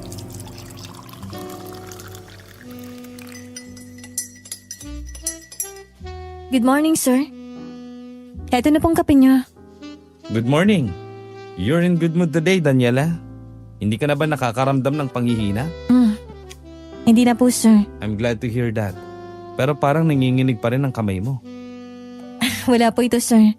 Siguro dala lang ng lamig ng aircon. Okay. Lumapit ako sa kanya nang may matamis na ngiti. Pilit itinatago ang panghihina ng aking tuhod. Ngunit sa pag-abot ko ng kape niya, bahagyang tumaas ang manggas ng suot kong blazer. Doon ay nalantad ang aking braso na puno ng itim na pasa at sariwang kalmot na tila nagnanaknak na sa dila. Ano to, Daniela? Bakit puno ng marka ang braso mo? Wala lang po ito sir. Nagasgas lang po ako sa bahay kagabi. No, hindi to galos. Parang kalmot to. Kailan pa tong mga to? May mga pasa ka rin, no? Bakit hindi mo sinabi sa akin? Sir, nasasaktan po ako. Bitawan niyo ako. Sorry, hindi ko sinasadya. Pero Daniela, kailangan nating gamutin to. Look at your skin. It's turning gray. Ano nangyayari sa'yo? Hindi ko po alam, sir. Pero simula na magkaroon ako nito, parang may humihigop ng lakas ko. Pakiramdam ko lagi may nagmamasid sa akin. Lagi may sumusunod sa akin pa uwi. Bakit ngayon mo lang sinasabi sa akin ang mga bagay na to? I deserve to know this. Hindi dahil boss mo ko, kundi naging malapit ka na rin sa akin. Hindi ko alam kung bakit may ganito ako. Dadalhin kita kay Papa. Ipatitingin kita sa kanya. Hindi pwedeng hayaan na lang to. Nakita ko ang labis na pag-aalala at takot sa kanyang mga mata. Isang emosyong hindi ko inakalang makikita sa isang tulad niya. Habang hawak niya ang aking braso, naramdaman kong init ng kanyang palad. Pero sa likod ng aking isip, alam kong ito na ang simula ng kanyang pagbagsak. Napasandal ako sa kanya. Pilit na kumukuha ng lakas. Habang ang aking isip ay abala sa paghabi ng susunod na patibong na tuluyang sisilo sa kanya. Pero nabahiran din ako ng duda sa kanya. Ang pag-aalala sa mukha niya ay hindi ko malaman kung totoo o bahagi lamang ng kanyang mapandinglang na katauhan. Hinayaan ko siyang alalayan ako papunta sa kotse at pinaandar niya ngayon papunta sa kanilang bahay kahit na oras pa ng trabaho. Daniela, hold on. Malapit na tayo sa bahay. My father, Manuel. He's a doctor. Alam niya ang gagawin niya sa mga markang yan. Sir, pwede naman pong sa ospital na lang. Huwag na po sa inyo, nakakahiya. No, hindi normal ang mga sugat na yan. My father's the only one I trust with this. Hindi ko hayaang lumala yan. Bakit? Bakit niyo po ito ginagawa? Sekretaryan niyo lang naman ako. Kasi gusto ko. Basta magtiwala ka na lang sa akin. Hindi na ako nakasagot. Pagdating namin sa isang malaking mansyon na napapalibutan ng matatayog na pader, agad akong binuhat ni Martin patungo sa kanyang kwarto. Doon, sinalubong kami ng isang matandang lalaki na may maotoridad na tindig, si Sir Manuel. Papa, tingnan mo ang mga braso niya. Ihiga mo siya sa kama, Martin. Hayaan mong tingnan ko. Sir Manuel, ayos lang po ba ako? Huwag kang matakot, Iha. Titinan ko muna bago ko sabihin ang bagay na yan. Inilatag ni Manuel ang kanyang mga kagamitan. Inaasahan kong may ilalabas siyang stethoscope o eringgilya. Ngunit kumuha siya ng isang maliit na bote na may itim na likido at isang kakaibang bato. Habang sinusuri ang aking braso, nagpalitan sila ni Martin ng makahulugang tingin. Isang tingin na puno ng seryosong babala at tila may itinatagong sikreto. Martin, lumuwas ka muna. Kailangan kong katahimikan. But Papa, I want to make sure. Labas. Alam ko ang ginagawa ko. Spiritus malos resede abhak muliere. Pervertutem antiquam exe atramento. Sir, ano pong binubulong niyo? Latin ba yan? Bakit ganyan kayo manggamot? Pasensya na, Iha. Mas naniniwala ako sa tradisyonal na paraan. Limitado lang ang siyensya. Pero ang sinaunang karunungan ay walang hanggan. Custodi animam redeme carnem. Parang umiinit ang braso ko, sir. Mainit po. Tandaan mo ang init na yan, Daniela. Iyan ang lumalaban sa dilim na kumapit sa iyo. Huwag kang kagalaw. Vade retro, maledictio. Sa bawat salitang Latin na binibigkas niya, tila may humihila sa aking kalamnan. Gusto kong sumigaw, pero tila may pumipigil sa aking lalamunan. Nakita ko ang mga pasang ubi na tila gumagalaw sa ilalim ng aking balat, papunta sa direksyon ng kanyang kamay. Hindi ko maipaliwanag ang nararamdaman ko habang pinapanood si Sir Manuel na itabi ang kanyang mga gamit matapos niya akong gamutin sa kakaibang paraan. Ang silid ay nababalot ng amoy ng kung anong sunog na dahon at ang kakaibang amoy ng itim na likidong ipinahid niya sa aking braso. Unti-unting humuhupa ang hapdi, pero ang kaba sa dibdib ko ay tila lalo pang bumibigat.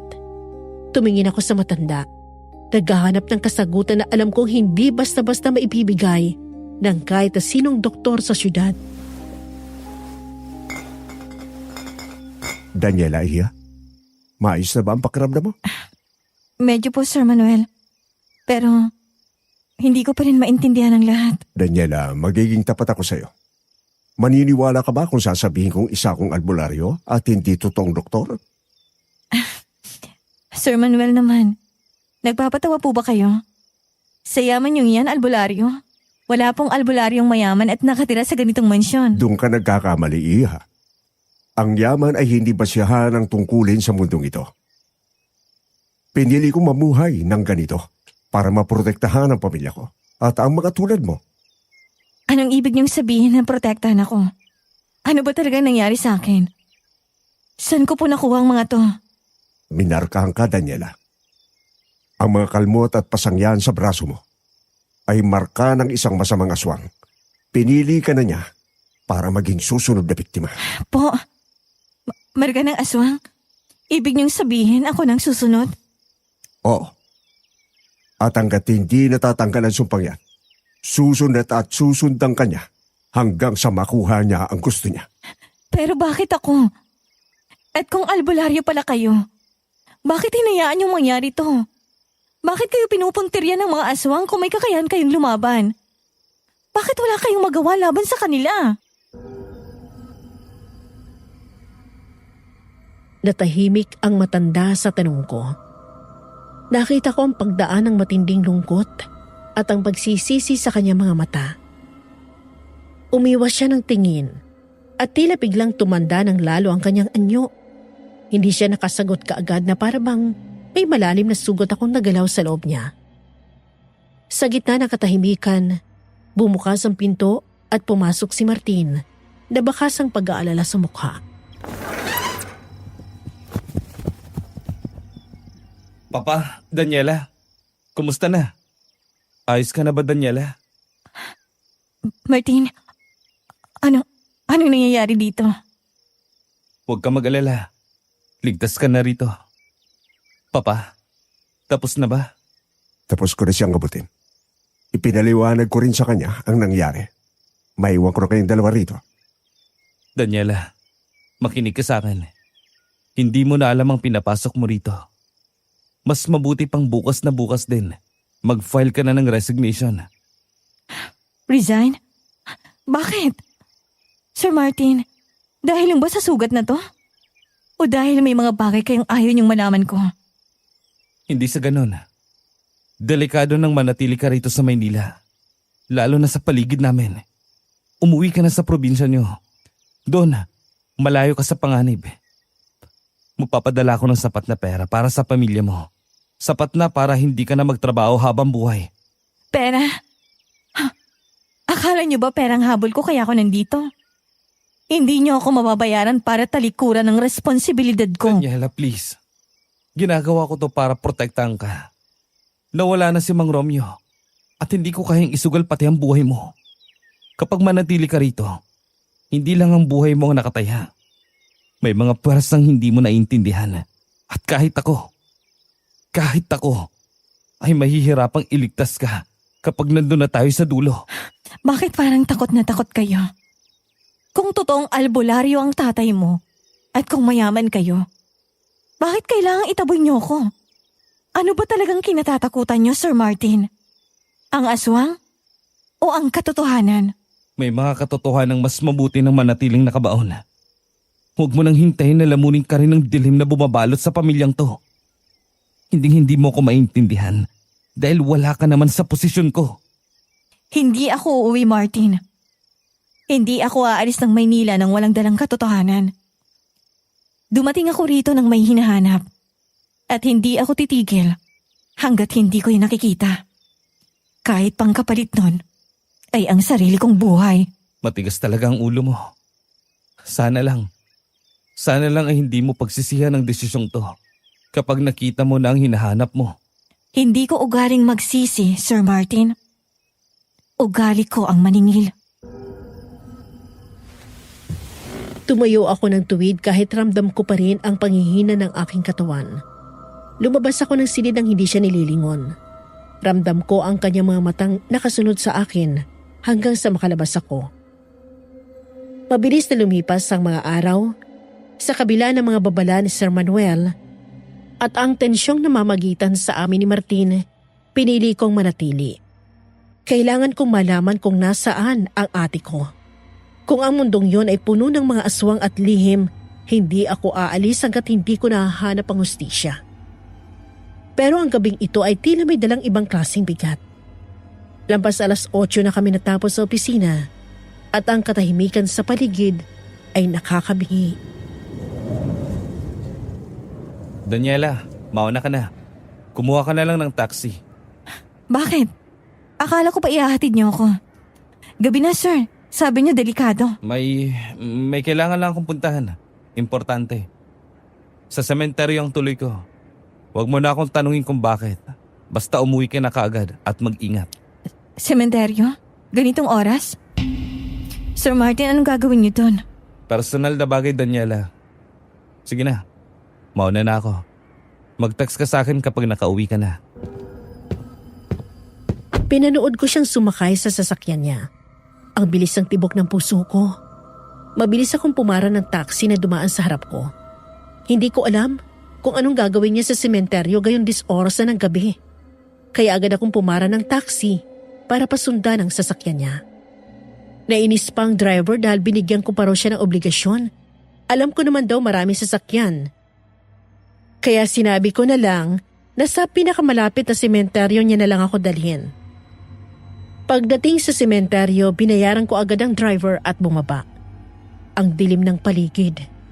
Ang tanging liwanag lang ay ang mga streetlight sa gilid ng kalsada at ang malamlam na buwan. Nagsimula akong maglakad. Pilit na hinahanap ang pamilyar na hubog ng katawan ni Martin. Hanggang sa marating ko ang isang liblib na bahagi ng Memorial Park. Doon, may isang lalaki nakaluhod sa harap ng isang puntod. Pero nakakapagtakang nakapambahay na siya. Naka-shorts lang siya at puting t-shirt. Malayo sa suot niyang suit nung kasama ko pa siya sa opisina.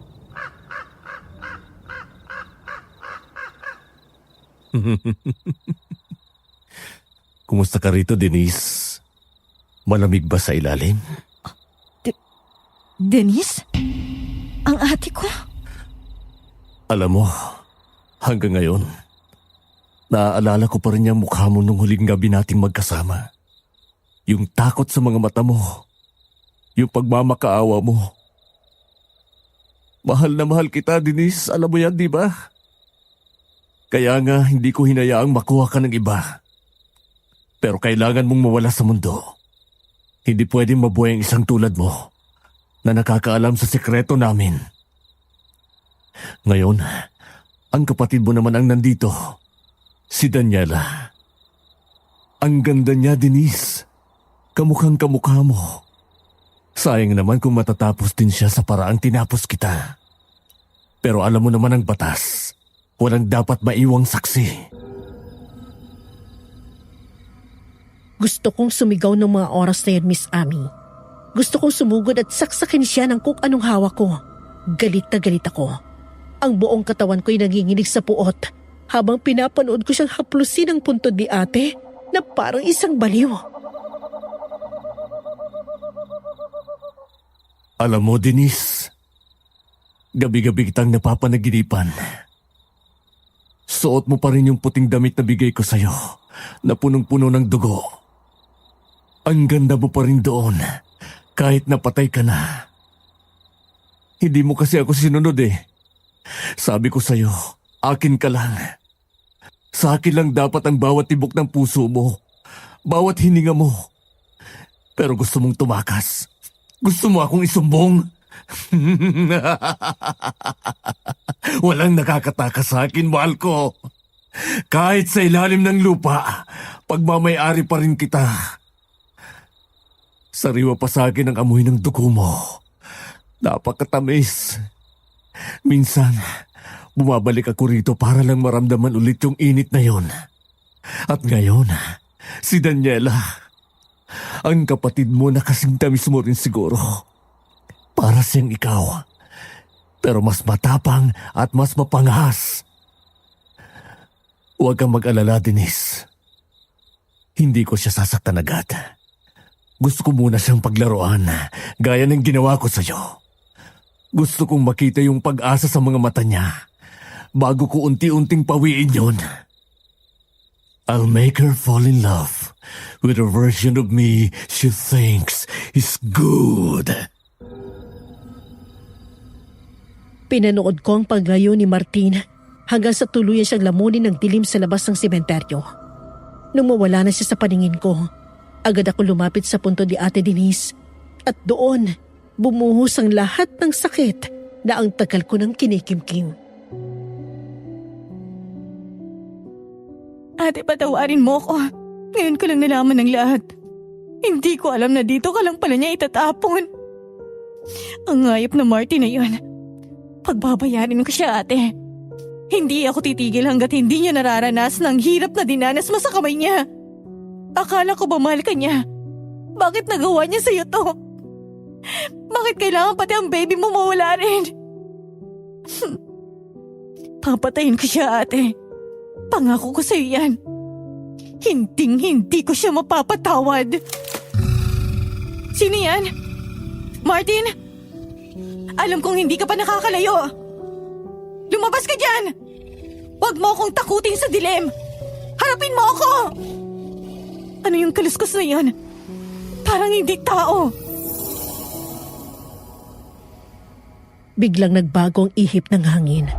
Naging malansang paligid. Amoy bulok na karne na sumusulasok sa ilong ko. Dahan-dahan akong lumingon sa pinagmumulan ng tunog sa likod ng isang malaking puno. Doon, bumungad sa akin ang isang nilalang na nakayoko. Mahahaba ang kuko at ang mga mata ay nagbabagas sa pula. Isang aswang, Miss Ami. Hindi pa man ako nakakaalis sa tapat ng puntod ni ate para tumakas. Isang mabilis na aninong sumugod sa akin. Sa sobrang bilis ito, hindi ko na nagawang umiwas.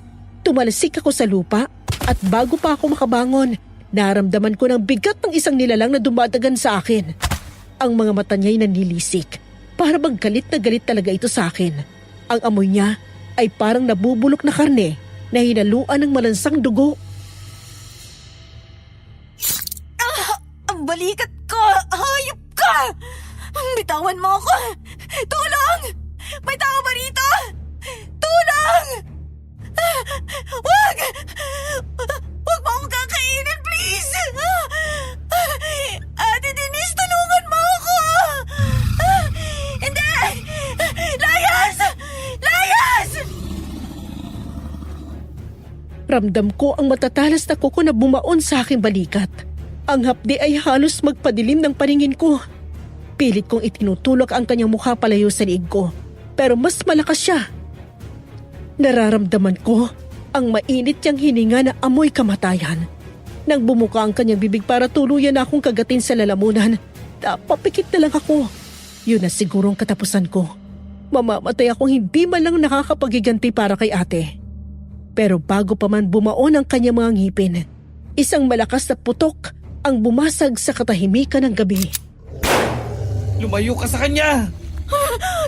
Sir Marty! Daniela, tapa! Huwag kang gagalaw dyan! Sabi ko sa'yo, huwag mo siyang papakialaman! Hayop ka! Subukan mong lumapit muli. Papasabugin ko ang bungo mo! Sa isang iglap, nawala ang bigat na dumadagan sa akin. Nakita ko si Martin na nakatayo, ilang metro ang layo, hawak ang isang baril. Ang aswang ay nabibidipit sa lupa, tinamaan sa tagiliran. Ang dugo nito na kulay itim ay humahalimuyak sa hangin. Pero hindi tumigil si Martin. Mabilis siyang lumapit at muling nagpaputok habang pilit na sumusugod ang halimaw. Ano? Hindi ka pa ba titigil? Gusto mo bang ubusin ko ang bala na to sa puso mo? Umalis ka na! Ngayon din! Sir Martin, ang sakit! Saglit lang, Daniela. Huling babala na to. Umalis ka na! Daniela, Diyos ko. Daniela, ayos ka lang ba? Akala ko katapusan ko na. Tumingin ka sa akin. Huwag kang pipikit. Malalim ang kalmot mo pero hindi ito nakakamatay.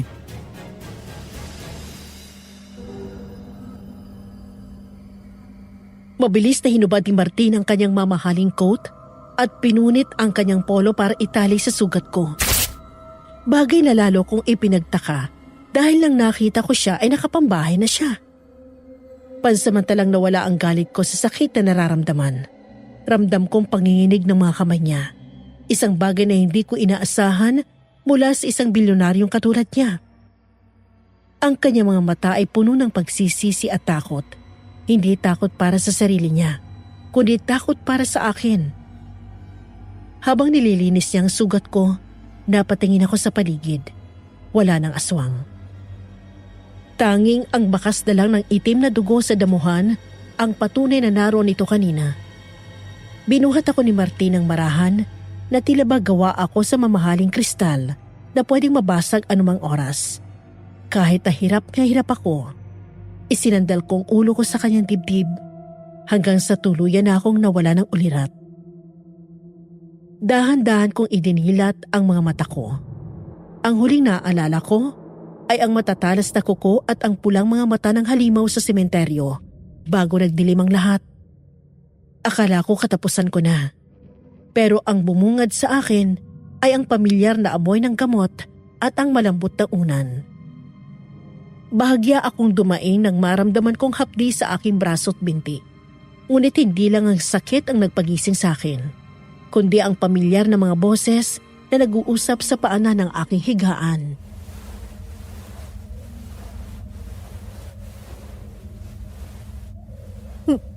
Nasaan ako? Salamat sa Diyos at gising ka na, Daniela. Huwag ka munang masyadong kumalaw. Malalim ang mga kalmot na nakuha mo. Isang buong araw ka tulog, Daniela. Akala namin hindi ka na magigising dahil sa dami ng dugong nawala sa iyo. Isang buong araw? Ibig sabihin gabi na naman? Oo. Kagabi pa nangyari ang pag-atake sa iyo sa sementeryo. Mapalad ka. Agad na agapan ni Papa. Ginamit ko ang mga halamang gamot na alam ko para pigilan ang lasol at impeksyon sa mga sugat mo. Pero kailangan mo pa rin magpahinga ng maayos. Anong ginagawa mo sa sementeryo ng ganong oras? Binalak mo bang sundan ako? Alam mo kung bakit. Huwag ka nang magpanggap. Alam ko ng lahat, Martin Alcantara. O dapat pa ba kitang tawaging Sir Martin? Anong alam mo? Hindi kita maintindihan. Pinatay mo ang ate Denise ko. Narinig kong lahat sa sementeryo. Narinig kong lahat ng sinabi mo sa puntod niya. Ikaw ang pumatay sa ate ko, hayop ka! Napaka-demonyo mo para gawin sa kanyang bagay na yon! Ano bang kasalanan niya sa'yo, ha? Dapat igalgal si Martin. Ang mukha niya na noong unay puno ng pag-aalala ay napalitan ng labis na pagkagulat. Maging si Sir Manuel ay napatigil sa pag-aayos ng mga gamot at napatingin sa amin. Ramdam ko ang panginginig ng boses ko dahil sa galit na matagal ko nang kinikimkim. Ang lahat ng paghihirap ko, ang pagpasok ko sa kumpanya niya, ang lahat ng yun ay para sa hustisya ng kapatid ko na inakala kong pinatay ng lalaking nasa harap ko. Ate mo si Denise? Si Denise Montemayor? Huwag ka nang magmaang-maangan! Oo, siya ang ate ko! Ang sekretarya mo na binuntis mo at pagkatapos ay pinaglaho mo na parang bula! Daniela, makinig ka. Totoong naging sekretarya ko si Denise pero hindi ko siya magagawang patayin. Ang alam ko, umuwi siya sa probinsya niyo matapos niyang mag-resign. Sinungaling! Narinig kita sa sementeryo. Sinundan kita! Daniela, hindi ako ang sinundan mo sa sementeryo. At ngayon napagtanto ko na, hindi rin ako nakausap mo nung nag-apply ka bilang sekretary ko. Anong ibig mong sabihin? Kitang-kita ko ang mukha mo. Sino pa bang kamukha mo rito? May kakambal ako, Daniela. Si Marcus. Siya ang taong tinakwil ng pamilya namin dahil sa kasamaan niya. Dahil masyado siyang naging ganid sa kapangyarihan.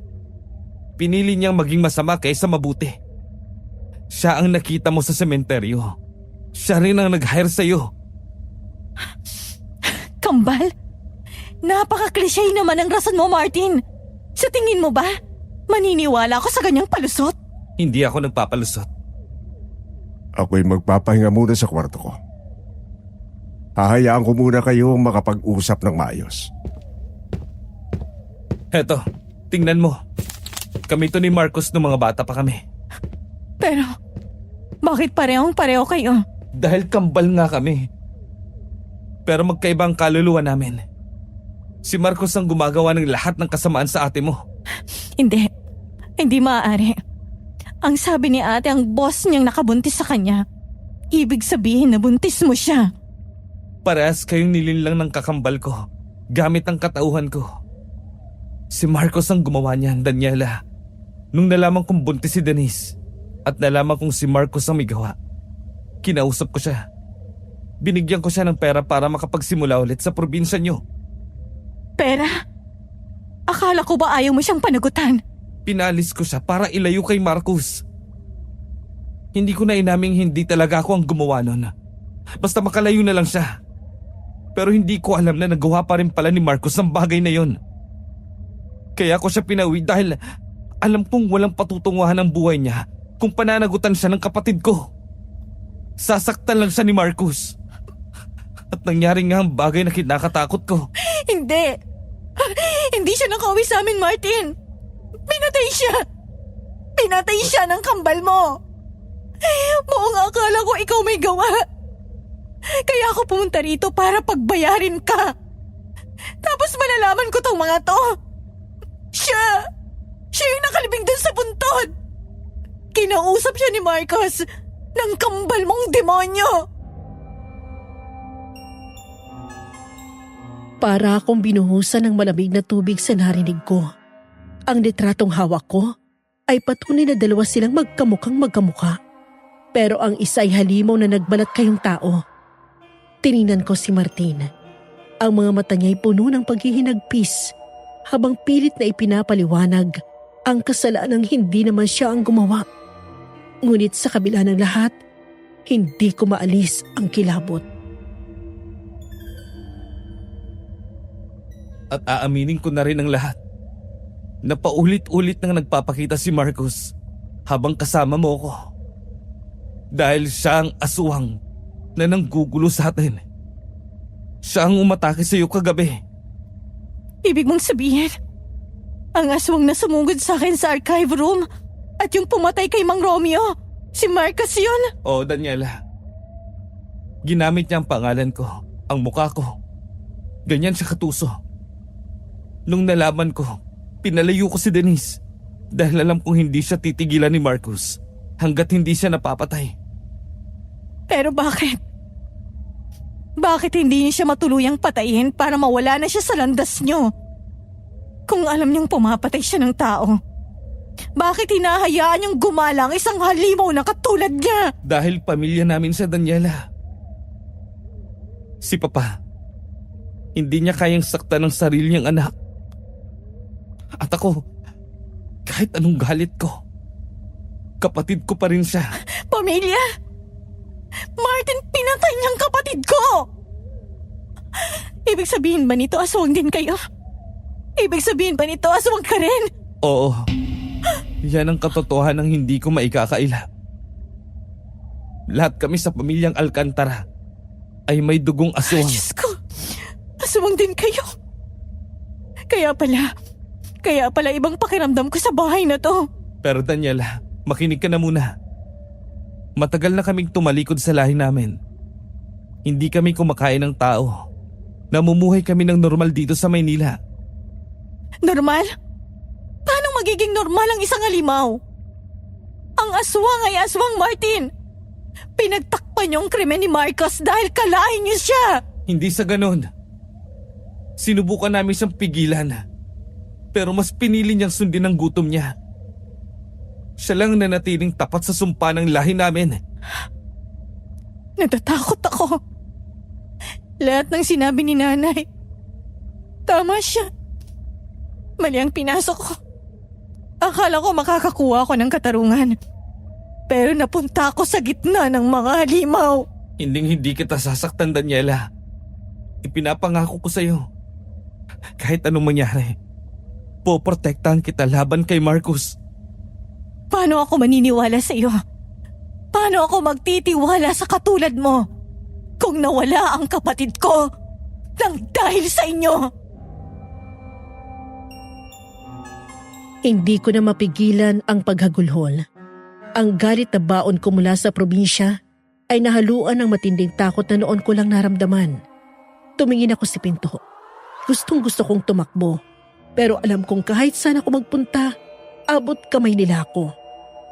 Ang mundong akala ko'y sibilisado ay pinamumugaran pala ng mga nilalang na dati ay sa kwento lang nagbibigay ng sindak sa akin.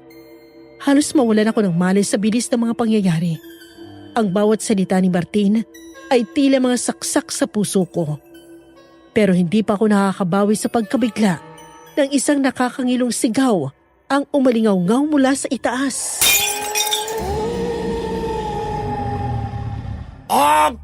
Marcos! Anak!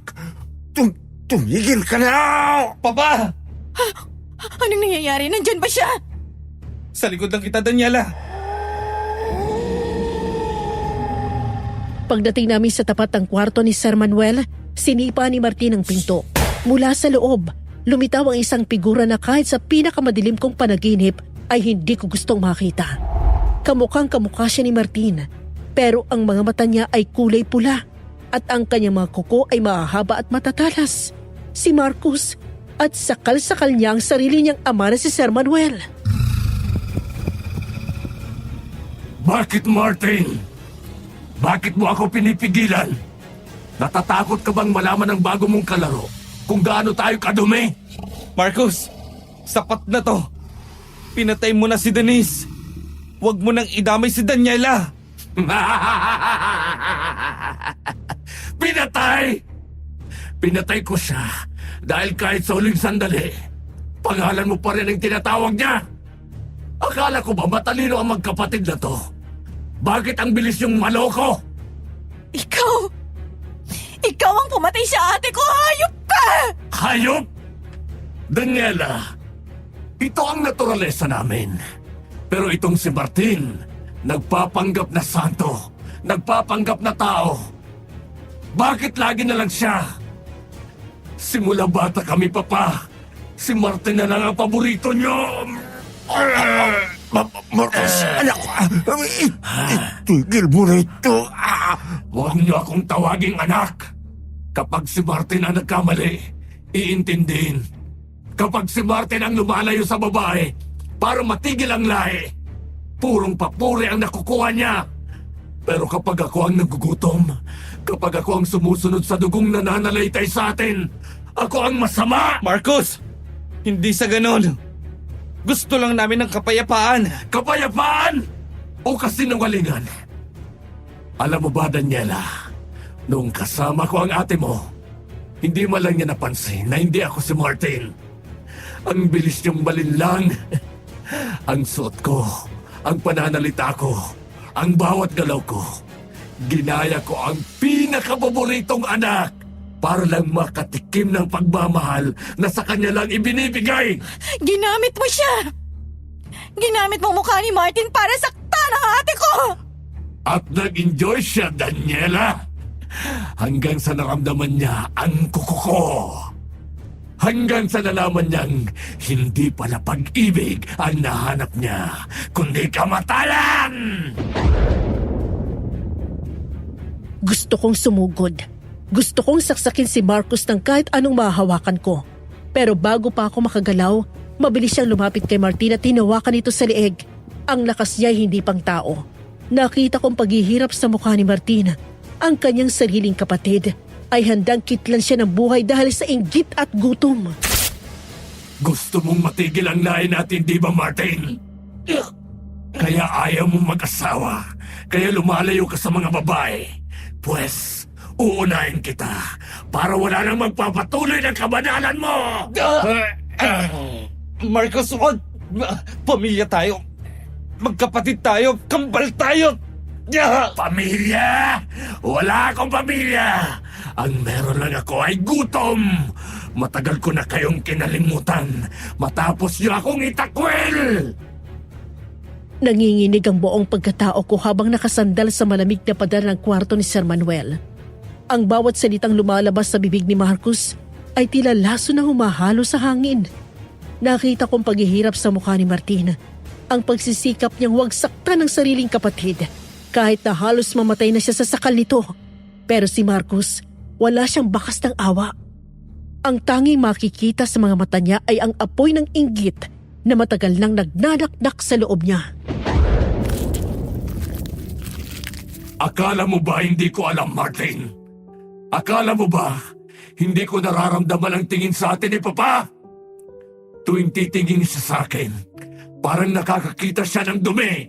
Pero kapag sa'yo, para kang ginto na kailangang ingatan! Hey! Marcos, hindi totoo yan. Mahal ka ni Papa. Mahal! Mahal ba yung ikinukulong ako dito sa dilim tuwing kabilugan ng buwan? Habang ikaw ay pinapayagang lumabas at makisalamuha sa mga tao? Bakit? Dahil ba kaya mong pigilan ang gutom mo? Dahil ba mas mukha kang tao kaysa sa akin? Marcos, anak. Ginawa ko lang yung para protektahan ka. Para hindi ka makagawa ng kasalanan. Proteksyon! Baka kahihiyan! Ikinahiyan niyo ako. Ikinahiyan niyo ang tunay nating anyo. Anong mali sa pagkain ng laman kung ito ang naturalesa natin? Ito ang ibinigay sa atin ng mga ninuno natin, pero tinanggihan nyo. Pinilit nyo maging sibilisado sa gitna ng mga pagkain naglalakad. Hindi pagkain ng ate ko! Tao siya, Marcos! Tao siya na may pangarap!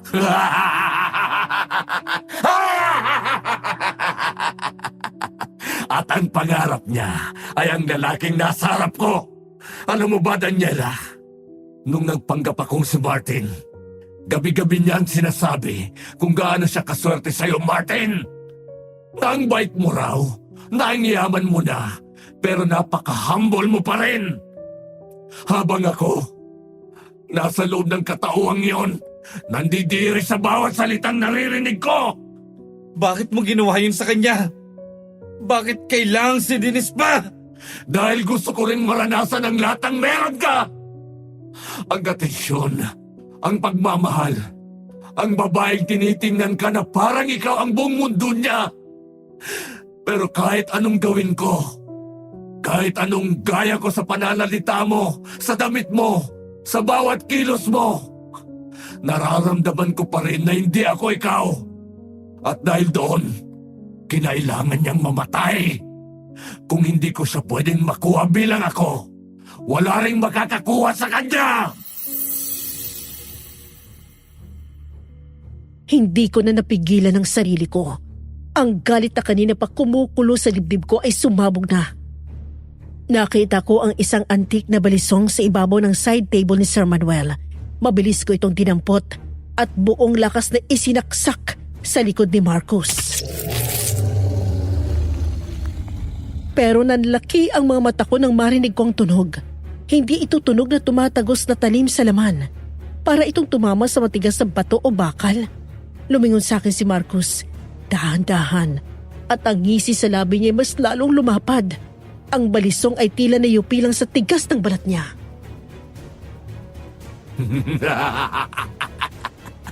Akala mo ba, mamamatay mo ako ng ganyan, Daniela? Masyadong malambot ang mga kamay mo! Daniela! Marcos! Bitawan mo siya! Ako ang harapin mo! Harapin talaga kita, Martin! At pagkatapos niyo di Papa, isusunod ko ang babaeng ito. Tatapusin ko ang pangarap mong matigil ang lahi natin sa pamamagitan ng paglayo sa mga babae. Kung ayaw mong magpalahi, pues, uubusin ko na lang lahat ng mahalaga sa'yo! Marcos, tama na. Huwag mong hayaang gawin ko sa'yo ang bagay na matagal ko nang pinipigilan. Anak, umaasa pa rin akong magbabago ka. Kaya please, kung gusto mong maayos ang lahat ng to, tumigil ka na. Kung hindi mapipilitan akong gamitin sa iyo to! Ano yan, Papa? Gagamitan mo ako ng baril? Alam mong hindi tumatagos ang bala sa atin. Nakalimutan mo na ba? Hindi ito ordinaryong bala, Marcos. Ito ang balang itinago ko ng 3 dekada. Ang balang ipinangako ko sa sarili ko na hindi ko gagamitin sa kahit kanino sa inyo. Papatawan mo ako ng kamatayan para sa isang tao? Pinili namin tumalikod sa lahi. Para hindi ka maging halimaw, Marcos. Pero ikaw, mas masahol ka pa sa anumang hayop. Sinira mo ang buhay ng maraming tao dahil lang sa inggit. Ako ang nagbigay sa iyo ng buhay. Kaya ako rin ang tatapos nito! Hindi mo kaya! Mahina ka, Papa!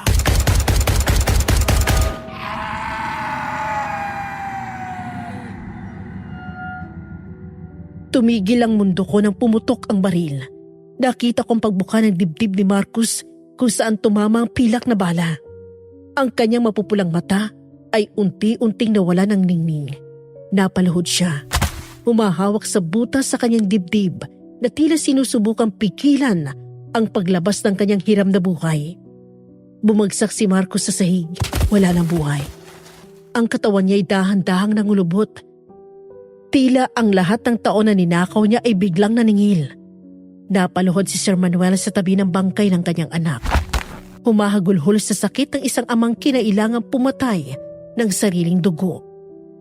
Nilapitan ako ni Martin, duguan at sugatan, at niyakap ako ng mahigpit. Pero kahit tapos na ang laban, ang lamig sa puso ko hindi nawala. Nanatili ang katotohanang ang mundong ito ay puno ng mga lihim na mas nakakatakot pa sa kamatayan. Lumipas ang mga araw na tila isang mahabang bangungot na ayaw matapos. Inilibing si Marcus sa isang pribadong lugar, malayo sa mapanghusgang mata ng mundo. Habang nakatayo kami ni Martin sa bintana ng building, pinagmamasdan ang unti-unting paglubog ng araw. Naramdaman ko ang bigat ng lahat ng aming pinagdaanan. Wala nang takot, pero ang sugat sa puso ko para kay Ate Denise ay mananatiling pilat na magpapaalala sa akin ng katotohanan.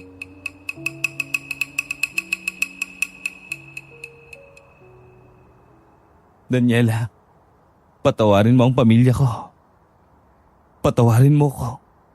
Kung naging mas matapang lang sana ako, noong una pa lang, hindi sana humantong sa ganitong lahat. Hindi mo kasalanan ng kasama ng iba, Martin. Maging ako. Dapat din akong humingi ng tawad sa'yo. Pumasok ako sa buhay mo na may baong puot. Ginamit ko ang galit ko para manghimasok sa buhay ng iba. Sa pag-aakalang ikaw ang pumatay sa ate ko. Pero nagkamali pala ako. Hindi ka pala tulad ng iniisip ko. Hindi kita masisisi kung yun ang pumasok sa isip mo. Kung pagtatabihin mo naman talaga kami ni Marcos, hindi mo makikilala kung sino, kung hindi magsasalita ang isa. Natakot ako, Martin. Natatakot pa rin ako hanggang ngayon. Ibang-ibang mundong kinagisnan ko sa mundong ibinahagi mo sa akin. Kaya nga pinili kong lumayo sa lahat. Itinago ko ang lahat na makapagsasabi ng tunay kong katauhan. Ayokong magkaroon ng pamilya dahil ayokong ipasa ang sumpang to.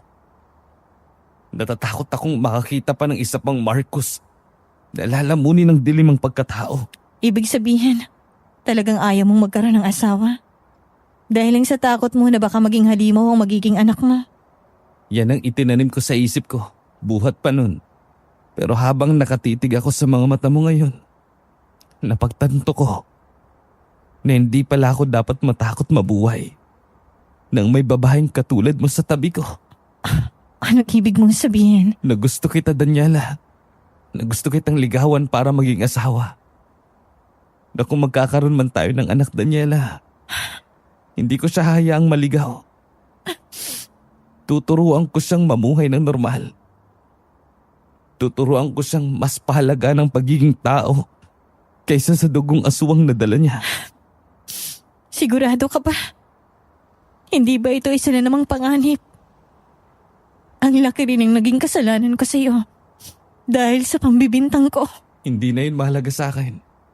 Sa piling mo, naramdaman ko na posible palang maging malaya kahit may sumpa. Hindi natin kailangan magtago sa dilim. Pwede tayong magsimula ng bagong lahi.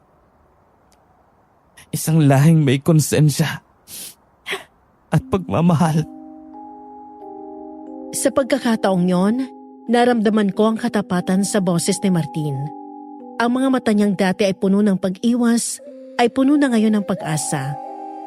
Napagtanto ko na ang pag-ibig ay hindi lang para sa mga perpektong tao, kundi pati na rin sa mga nilalang na pilit bumabangon mula sa kanilang madilim na nakaraan. Maaaring hindi na maibabalik si Ate Denise, pero ang katarungang nahanap ko ay hindi lang sa dugo ni Marcus, kundi sa bagong buhay na bubuuhin namin ni Martin. Isang buhay na malaya sa gutom at puno ng liwanag. 15 taon na ang lumipas at sa bawat pagsikat ng araw sa aming maliit na farm sa probinsya, hindi ko mapigilang mapangiti.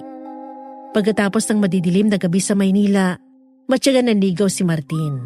Pinatunayan niyang ang pag-ibig ay kayang magpaamo ng anumang halimaw sa loob ng isang tao. Ngayon, pinagmamasdan ko ang aming anak na naglalaro sa ilalim ng sikat ng araw.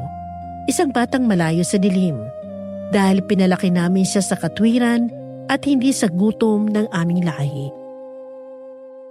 Sina Nanay Odessa at Tatay Roger ay natutunan na rin tanggapin si Martin, lalo na nang makita nilang tunay siya nagbago, pati na rin ang nangyari kay Ate Denise at pare-parehas na namin tinanggap. Ang aral na natutunan ko? Ang katarungan ay hindi lagi nakukuha sa paghiganti, kundi sa pagpili na putulin ang siklo ng kasamaan. Ang tunay na lakas ay wala sa talas ng kuko o tigas ng balat, kundi sa tapang na piliin ang kabutihan araw-araw kahit pa ang mundo'y puno ng dilim. Masaya na ako dahil sa wakas, ang aming kwento ay hindi na tungkol sa takot kundi sa pag-asa. Hanggang dito na lang po ang aking kwento, Miss Amy. Maraming salamat at hanggang dulo'y sinamahan mo ako. Paalam!